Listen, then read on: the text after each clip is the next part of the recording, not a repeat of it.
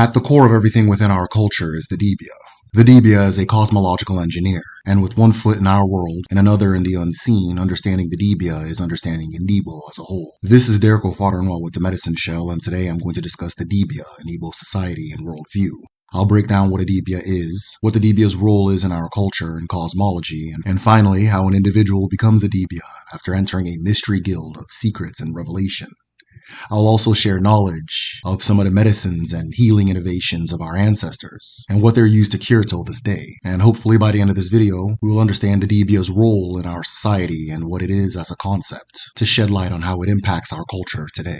In our society, the Dibia is an individual on a quest to master Agwu, the mind of the universe and spirit of wisdom. In this quest, the Dibia becomes one with the spirit, taking its benevolent attributes, such as its nature of sharing the wisdom of creation with the unknowing, or non-Dibia, known as the Ofeke. Because the Dibia personifies Agwu in the flesh, Dibias in many communities fill many roles, such as doctor, scientist, philosopher, psychiatrist, alchemist, and most importantly, a spiritual healer. And as an individual on a quest to be one with Agwu, the mind of the Dibia touches all things. And this is well represented in Igbo cosmological symbology. In ancestral symbology, the sun represents and gives a mirror into the understanding of Chukwu. For what Chukwu is to existence, the sun is to the earth, and the chi is to the individual. And therefore, the closest our minds can come to fathoming Chukwu as a whole is in contemplating the sun and its relationship with the earth and our lives. But the ancestral understanding of Chukwu is unique in that the sun, while being a cohesive whole, is an amalgam of parts that serve specific functions. And therefore, to best understand the concept and how it relates to the topic, our ancestors broke the sun down into several parts, each of them representing a universal element, or Arushi on its own, to be studied and connected to for a specific purpose. The two parts of this manifestation that are most important in understanding the Dibia are that of Agwu, which is the mind of Chukwu that all things possess but seldom access, the cosmological wire between our minds and the mind of the universe that allows human beings to be all-knowing, all-seeing, and all-understanding. All things have an Agwu, and thus all things share the same mind as Chukwu, but it is through methods mastered by the Dibia that an individual can stand firmly within and enter and exit to Agwu's universe at will. I'll explain how this is done shortly, but before then, it is important to note that Agwu is a spirit with two heads, one that looks within and the other that looks without. And the art of mastering Agwu lies in the communication between both heads. The second solar facet is Abia, the spirit of light itself. This spiritual manifestation is also known as Abiama, Abala, or Osebuluwa, with the latter serving as one of Chukwu's many titles. Abia is the light of Chukwu onto the universe, the presence of the supreme chi onto existence, and the intercourse between God the Father and God the Mother manifest as luminescence. Abala is Chukwu's love, light, touch, messaging, and presence onto his wife, Neke, the manifest universe which we stand in, and creation itself. With the sun giving a window onto Chukwu, Agbala manifests as the rays of the sun. Like the rays of the sun, she gives vision where darkness ordinarily stands. And from this, Agbala is the Arushi of revelation, divine presence, and prophecy, the aspect of our own chi that reaches beyond self and shines onto others. And therefore, a Dibia is to the world and their community what the sunshine is to the day, an individual who pulls into the mind of the universe and shines revelation onto others. Within a given community, those who unlock both universal elements and use them in service of the community or humanity as a whole earn the title of Dibia, a conjunction of Di, an honorific for man, and Abia, divine presence or man of the divine presence, as well as the title Eze-tier, masterful woman, or Mmuo, spiritual master. The traditional Dibia's practice is broken down into multiple categories, with each Dibia serving as a specialist in a particular area of training and expertise, similar to a modern doctor today.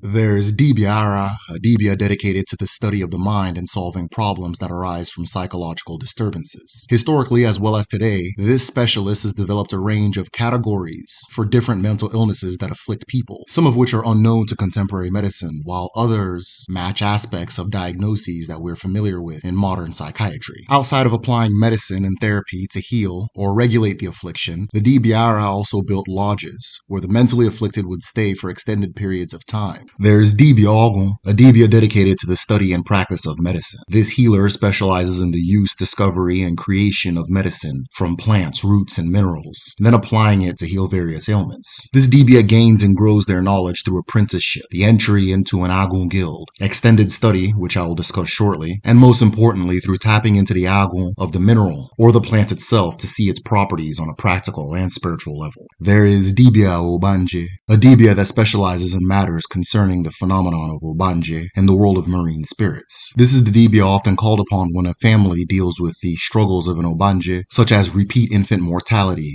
erratic or hyper-rebellious behavior from children and young adults, and to do an inspection to assure that a child is not Ogbanje if parents are suspicious, as well as doing the necessary ceremony to separate the child's spirit from that of the Ogbanje if a connection is found. There is Dibia Amadioha, Dibias who study and expand their connection to Amadioha, the Arushi of the sky, lightning, thunder, leadership, justice, and the will of a people. Most Dibia Amadioha today are known as rainmakers, as in their craft they possess the ability to summon rain at will. These Dibia can also hold rain for special events and ceremonies, as well as give a forecast if necessary. There's a really funny video on YouTube by the BBC where this skeptical interviewer goes to see one of these rainmakers or Dibia Amadioha to see if it was really real and if he can really summon rain and so forth.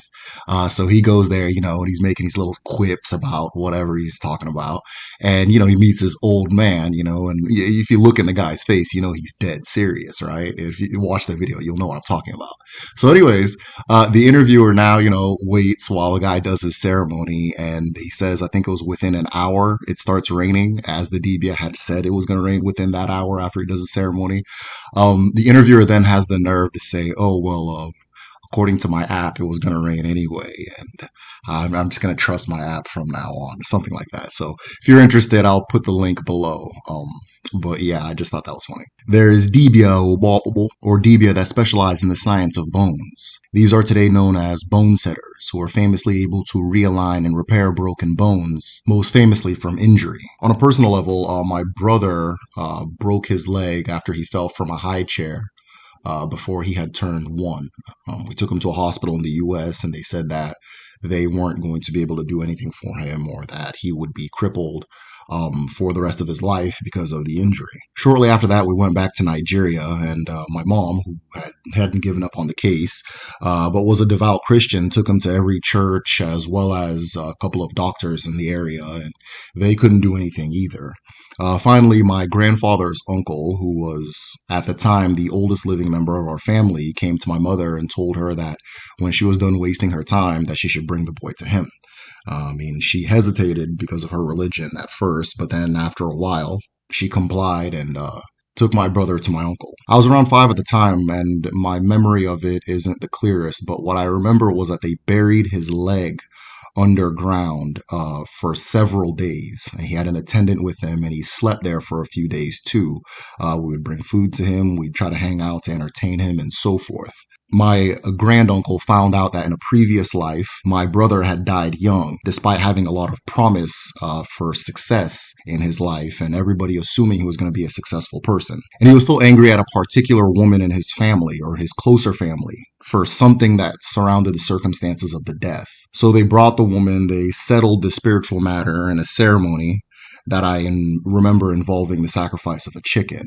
And no exaggeration, they let my brother out after a few days, and in less than a week, my brother stood up and started walking. By the time he started walking, he was almost 3, but I remember at that time he stood up and started chasing one of my aunts that had a pot of rice. And very ironically, today he's a very accomplished and very successful rapper, and if you've seen any of his shows, you'll know how well his leg functions and how important it is to his very high energy performance. I'll probably reveal who it is on a later video, so if you're curious, go ahead and subscribe. I have to see if he's okay with it first. Another specialist is Dibia Anyanante, or a Dibia that studies healing matters concerning the eyes and ears, such as sight issues, deafness, or temporary loss of either. There's Dibia Omumu, or Dibia dedicated to fertility, the birthing process, and gynecological concerns. There's Dibia Owahu, or surgeons, Dibia that use invasive surgery in order to heal ailments, as well as non-medical Dibia, such as Dibia Mawu, Dibia that specialize in masquerade traditions, Dibia Oha, or a Dibia that specializes in community affairs, such as common law, and Dibia Aja, a Dibia that specializes in sacrifices, and the proper sequencing of rituals, to name a few. There are many types of Dibia I am not naming, but even among the unnamed in the name, the Dibia that earns the most respect is the Dibia Afa, or the diviner, or experts in the Afa language. The Dibia Afa earns this coveted title through years of studying the art of Afa. Afa is the divination system of our ancestors, a language passed down to us from the beginning of Igbo culture. Afa is a binary messaging system done in a multiplicity of ways. One of the most popular is the use of 4 strings with 2-sided binary nodes. Each 2-sided node, when flipped, will either land on the open or closed side, and each pattern produced in a flip gives a specific message or meaning to be decoded by the Dibia Afa. Divination is used in communication with Agwu, and from Agwu communication with chaos and the universe, or spirits beyond. Afa is said to be the core of our ancestral culture, as divination systems are cited to be the roots of most cultures and most spiritual systems today. And in our ancestral tradition, the story of Afa goes back to the beginning of humanity itself.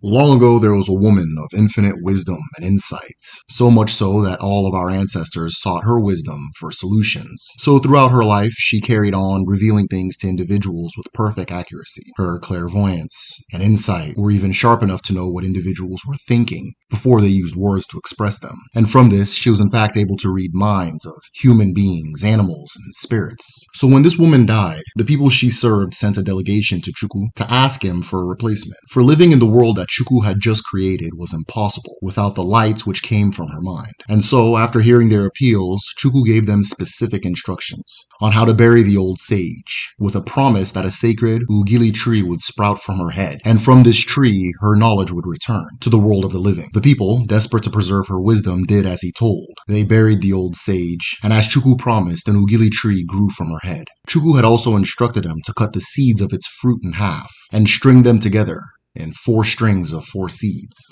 And since that day, the truth and all-seeing insights of the old sage has been preserved in the language of Afa, and her contribution to humanity has been immortalized in the fact that till this day, Afa is still referred to as the gossiping old woman, or Agadingwai na Shashere. It is important to note that those who wish to use Afa must learn the language of Akpapa, the language used to communicate with Agwu when performing Afa, which is said to be the original language of humanity and the roots of the Igbo language, which is best preserved in the Afa tradition. Regardless of a Dibia's field of study, each Dibia is meant to be knowledgeable not only of their craft, but of the history of his or her community and that of their neighbors, as well as being able to read the symbolism behind rituals and the why behind much of what we call culture today. Igbo culture is one that is preserved more in action than in writing, and therefore masquerades, dances, stories, the language itself, as well as rituals and ethics carry hidden layers of wisdom and messages from ancestors, such as medicinal secrets, historical events, the history of various lineages, and most importantly, the spiritual beliefs of the people. For example, as many know, there are certain ailments that plague people in our region far more than others. To my surprise, much of what we're advised to use for ceremonial purposes is direct medicine for these ailments. The Oji, eaten at the beginning of every gathering and the end of every prayer, is also a preventative for high blood pressure, diabetes, liver disease, and a protectant against cancer. It's also an antibacterial and an antiviral. Usaji, which is also used in prayer and gathering, is highly effective in regulating blood sugar, blood pressure, and also serves as an antiviral, with its leaves having the added bonus of being a highly recommended treatment for malaria. If an individual wishes to become a Dibia, one will seek to be certified by an Agwu society, and the names of these societies differ by community, but all serve the purpose of uniting Dibias, training initiates, building collective knowledge, and holding members accountable. It is important to note that while one can become a healer or knowledgeable in the ways of the Dibia's craft, the titles Dibia, Eze-tier, and Eze-Mmuo are specifically given by the guilds of wise men and wise women known as Agwu societies. For example, my granduncle who healed my brother's leg could also perform a vast range of other healing, but was not officially a Dibia. And while each Agwu society has its own traditions and means of initiation, I've been fortunate to learn of 2 initiation processes from 2 different groups in 2 different sides of Igbo land. And therefore, I've compiled 6 steps commonly followed in the initiation process of a Dibia, starting with step 1, the paying of the tuition fees. At this phase, the guild will inspect the community secretly to learn of the character of the initiate, to see if you are a trustworthy or honorable person. At this point, if your character does not reflect the guild, they can deny you of entry. But if accepted, an oath to Agwu is taken. This oath to Agwu will guide the Dibia in their medical practice, and the following are 8 rules commonly vowed to by a Dibia. I will not charge too much money, or charge patients what they cannot afford. I must prepare medicines according to the specific directives of the medicine. I must listen and issue appropriate instructions. I must avoid certain prohibitions, such as using one's power unduly against others. I will not sleep with one of my patients, nor take the wives or husbands of others. I will not sleep with a woman during her menstruation. I will avoid the funerals of individuals who had immoral behavior when living. I will not defile healing objects with unwashed hands, or petition them with inappropriate rites. I must not be stingy, but instead show compassion and liberal hands. I am liable and punished at any contravention that occurs that hampers healthy relationships and a healthy environment. Step 2 is the activation of the eyes, or Anya. This step involves prolonged isolation deep in a forest, for some, where initiates will stay for several days, often an entire moon. During their stay, they will be given minimal to eat, and will be visited one by the spirits of the land, who will reveal various secrets to them, as well as greater revelations about self. During this phase, there is also prolonged meditation to shed what we now call the ego and become one with the elements. I have heard accounts of individuals being made to stare into a flame until they become the flame and are able to touch it without being burned. The same applies for individuals being made to stare into a tree until they become the tree, or stare into a stream until they become the stream. If this is achieved, the individual will go through a ritual eye wash, or Anya, to end the eyes of the Ofeke, or the non-Dibia, and open the eyes of Agwu, or the eyes of a Dibia. In this ceremony, the individual will have medicinal pepper poured into their eyes, accompanied with the blood of an animal, often a chicken or a dog. It is important to note that the dog is the animal most closely associated with the Dibia, as the dog is able to see the unseen, read the character of an individual or a stranger, and is in tune with the elements to the point of knowing when weather changes are occurring before any obvious signs appear. At the end of Anya, the initiate is met with an exceptionally low-profile meal with few guests, typically had in isolation. Membership into Agwu requires modesty, humility, and restraint, and this is symbolized with the small, unceremonious celebration at the completion of the painful ritual. And this matches the proverb, "Mmadụ agana hapụ ebe a na-echi ọzọ, gawa ebe a na-arụ agwụ." People do not leave where they are celebrating Ozo to go where they are celebrating Agwu. After completing the meal, for step 4, the individual receives symbols for Agwu's family, which include Okagwu, Agwu the man, Nagwu, Agwu the woman, Umu Agwu, or Agwu's children, as well as Nketa Agwu, Agwu's dog. There is also a 4-face figurine awarded at this phase known as Ezumezu Agwu, which symbolizes complete mastery of one's Agwu and supreme wisdom. Finally, they'll receive Ikenga Agwu, Agwu's Ikenga, and Oche Agwu, a 3-legged stool that they will use to do their practice. Most importantly, this is the phase by which an individual receives the tools for their craft and begins their apprenticeship with a senior Dibia. Step 5 is the installation of the Agwu altar at home, and on this altar, the various items earned during the initiation phase will be placed, as well as the instruments of a Dibia's work, remnants of sacred trees, and devotionals to the spirits that brought you to this process. Unlike the Chi altar, built by an individual and disposed after death, the Agwu altar remains in the family for generations thereafter,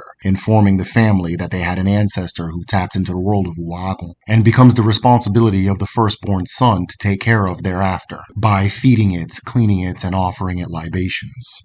Step 6 is extended learning, or continuing to learn. After 4 to 7 years of apprenticeship, sometimes up to 14, a Dibia is able to stake out on their own. But from the day of initiation till death, the Dibia always remains a student. The Dibia can travel from community to community, country to country, in order to learn new forms of medicine and new ways to heal, as well as continuously keeping their eyes and ears open for new discoveries. A Dibia experiments and grows with their knowledge through extended study and over time. For a Dibia is only as good as they are effective, and many who have taken up the trade have found themselves out of business because they cannot deliver, while many excel in their field because they are able to produce results. It is important to note that a Dibia is not a priest or a person who is automatically given authority for the title they hold. Rather, a Dibia earns the respect of their patrons based on how well they're able to do what they say they do and the quality of their character as a person. And that's it. This channel is made possible by its patrons: Candace, Carl, Chimobi, Chinwe, Cynthia Ojibwe, Hess, Ike, Ike, NC, Sheila, The Girls Room, Ikenga Nation, and Velma. I want to thank you very much for your contribution. Support the channel by becoming a patron at patreon.com/themedicineshell, or by sharing this video with someone who you believe would be interested in the information. Also, comment below with the topic you want to hear about next. I can expand on anything I touched on, such as medicine, or do a deep dive on specific fields of Adibia's work, such as ancestral psychiatry. Otherwise, stay tuned. I have much more to come. Take care.